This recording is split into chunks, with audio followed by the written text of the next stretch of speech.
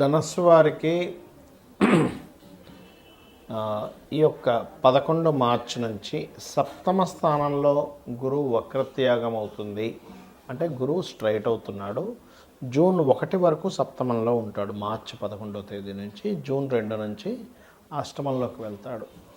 దీనివల్ల కలిగేటువంటి ఫలితాలు ఏమిటి, ఏ దేవతారాధన చేసుకోవాలి, ఎటువంటి విషయాల పట్ల మీరు జాగ్రత్తగా ఉండాలనేటువంటి అంశాలు చెప్తుంది నేనైనప్పటికీ చెప్పిస్తుంది సాక్షాత్ లలిత అమ్మవారిగా భావిస్తూ, ప్రధానంగా ఇక్కడ ఈ గురువు ఎప్పుడైతే సప్తమ స్థానంలో ఉంటున్నాడో దీని మూలంగా మీకు వివాహ సంబంధించిన విషయంలో, పార్ట్నర్షిప్స్ రిలేటెడ్ సంబంధించిన విషయంలో, సామాజిక సంబంధించినటువంటి విషయాల్లో అనేకమైనటువంటి మీరు ఎదుర్కోవడం జరుగుతూ ఉంటుంది, గుర్తుపెట్టుకోండి.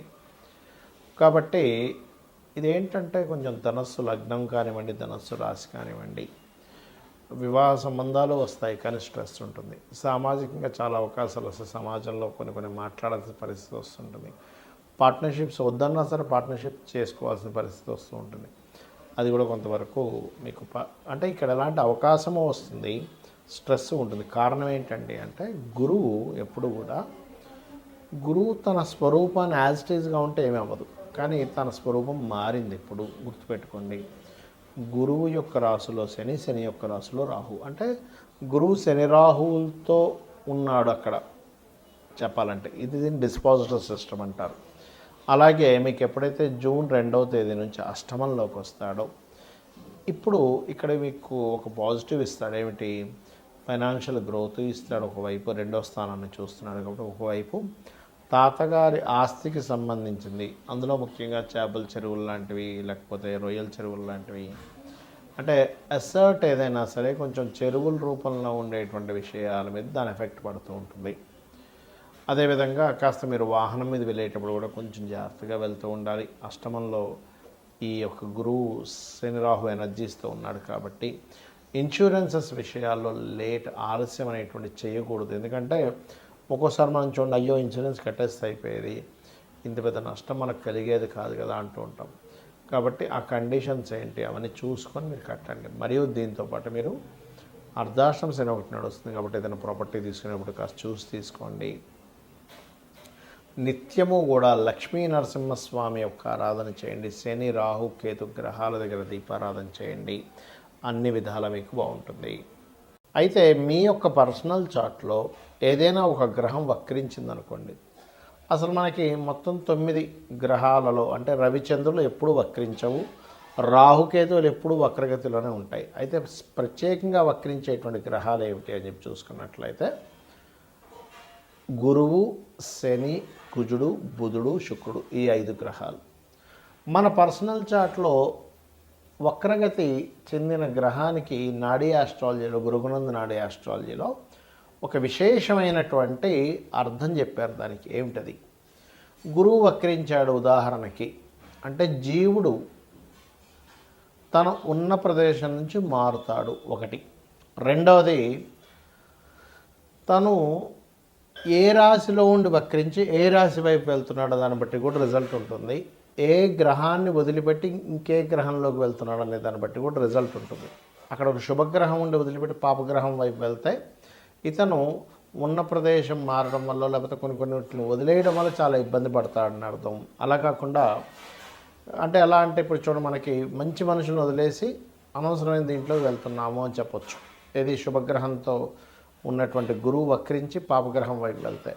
అలా కాకుండా పాపగ్రహంతో ఉన్నటువంటిది వదిలేసి శుభగ్రహం వైపు వెళ్తున్నాడు అనుకోండి, మీ లైఫ్లో ఖచ్చితంగా కొన్ని ఇబ్బందులు ఏవైతున్నాయో పోయి మళ్ళీ మంచి టైం వస్తుందని కూడా చెప్పొచ్చు. అయితే జూపిటర్ వక్రగతి అనేటువంటి పాస్ట్ లైఫ్ అని చెప్తుంది. ఏ గ్రహమైన వక్రగతి అంటే పూర్వజన్మల్లో కొన్ని దేవతా సంబంధించినటువంటివి, గురు సంబంధించినటువంటిది, అదేవిధంగా స్పిరిచువల్ రిలేటెడ్ సంబంధించినవి, గురువు సేవ సంబంధించినవి కొన్ని మీరు పెండింగ్లో ఉన్నారు, అవి మీరు తీర్చుకోవడానికి ఈ జన్మ ఎత్తారు అనేటువంటిది మీరు అర్థం చేసుకోవాలి. ఇక అంటే ఎవరికైనా గైడింగ్ చేయడం అనుకోండి, టీచింగ్ చేయడం అనుకోండి, ఇవన్నీ కూడా అనుకోండి. ఇక రెండవది, శని గనక వక్రించాడు. ఇక్కడ కూడా మీరు శని అంటే కర్మకారకుడు, ఉద్యోగానికి కారకుడు కాబట్టి ఈ ఉద్యోగానికి కారకుడైన శని మీ జన్మజాతకంలో ఏ రాశిలో ఉన్నాడు? నీచంలో ఉండి వక్రిస్తే, అంటే మేషరాశిలో ఉండి వక్రిస్తే నీచత్వం పోయినట్టు, తులారాశిలో ఉండి వక్రిస్తే ఉచ్చత్వం పోయినట్టు అనమాట. కాబట్టి ఉచ్చ నీచ స్థానాల్లో ఉండేటువంటి గ్రహాలు వక్రించినప్పుడు అది రివర్స్ ఫలితాలు ఇస్తాయి. అలాగే మిగతా రాశుల్లో ఏ రాశిలో ఉండి వక్రించాడు, ఆ యొక్క తత్వాన్ని వదిలిపెట్టి పక్క తత్వాన్ని ఇది తీసుకోబోతుంది అనేటువంటిది మీరు అర్థం చేసుకోగలగాలి. అలాగే ఇక్కడ ఏంటంటే ఎప్పుడైనా శని భగవానుడు వక్రించాడు అంటే పూర్వజన్మల్లో మనము చేయవలసినంత జాబ్ అనుకోండి, మనం ఎక్కడో మనకు ఒక జాబ్ ఇస్తే ఆ జాబ్ని సరిగ్గా చేయకపోవడం వల్ల మన కర్మలు కొన్నిటిని వదిలేసాము, పూర్తి చేయలేదు. ఆ కర్మలు కంప్లీట్ చేయడానికి ఈ జన్మలో పుట్టాము. అందుకే ఎవరైనా శని వక్రించినప్పుడు అది ముఖ్యంగా డియోల్ సైన్ వెళ్ళినప్పుడు డియోల్ కారకుడితో కనెక్ట్ అవుతున్నప్పుడు రెండు జాబులు చేస్తారు. అది ఇక మరొక విషయం ఏంటంటే ఇక్కడ ఉన్న ప్రదేశం నుంచి ఇతర ప్రదేశాలకు వెళ్తే వీళ్ళ యొక్క కెరీర్ బాగుంటుంది అనేటువంటి సంకేతం మీ జన్మజాతకంలో కనుక శని వక్రించాడంటే. ఇక కుజుడు వక్రించాడు, అది ఉండే కండిషన్ బట్టి, అంటే ఇప్పుడు కుజుడు కనుక వక్రించి మంచి స్థానం వైపు వెళ్తూ ఉంటే భూముల వల్ల కలిసి రావడము, కుజుడు కనుక వక్రించి ఏ కేతు గ్రహంతో లేకపోతే కొన్ని పాపగ్రహాలతో కలిస్తే భూముల వల్ల ఇబ్బంది రావడము, అదేవిధంగా అన్నదమ్ముల వల్ల ఇబ్బంది రావడము, మనిషి యొక్క మనకి వెన్నుముక్క అంటారు, వెన్నుముక్కకు సంబంధించిన బ్లడ్ సంబంధించిన జీవిత భాగస్వామిలో ముఖ్యంగా స్త్రీలకి భర్త సంబంధించినటువంటి విషయాల్లో ఉంటుంది. అదేవిధంగా మరొక విషయం ఏంటంటే పరాక్రమకారకుడు కాబట్టి ఏ స్థానంలో ఉండి వక్రించాడని చూడాలి. 4లో ఉండి వక్రిస్తే 3లోకి వస్తున్నాడు కాబట్టి పరాక్రమం ఉంటుంది.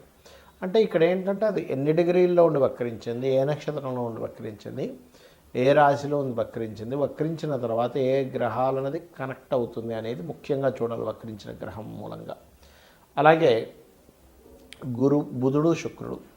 బుధుడు వక్రించాలంటే దాని అర్థం ఏమిటంటే నాలెడ్జ్ షేర్ చేయడానికి పుట్టావు నీవు ఎంత నాలెడ్జ్ని షేర్ చేస్తూ ఉంటే లైఫ్లో అంత ఎదుగుతూ ఉంటావని దీని యొక్క అర్థం.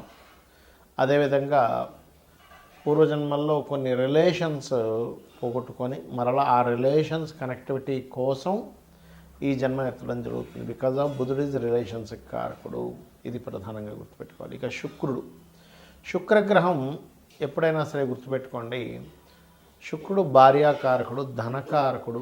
కాబట్టి ధనము ఉన్న ప్రదేశం నుంచి ఇతర ప్రదేశాలకు వెళ్ళడం వల్ల వస్తుందని చెప్పొచ్చు. లేదా ఇతర ప్రదేశాలకి వెళ్ళినప్పుడు కొంతమందికి ఇబ్బంది జరుగుతుంది. ఎప్పుడంటే పక్క రాశుల్లో కనుక అది వక్రించిన రాశి, అంటే ఉదాహరణకి మేషంలో వక్రించాడు, మీనంలోకి వెళ్తున్నాడు, ఉచ్చస్థానం వైపు వెళ్తున్నాడు.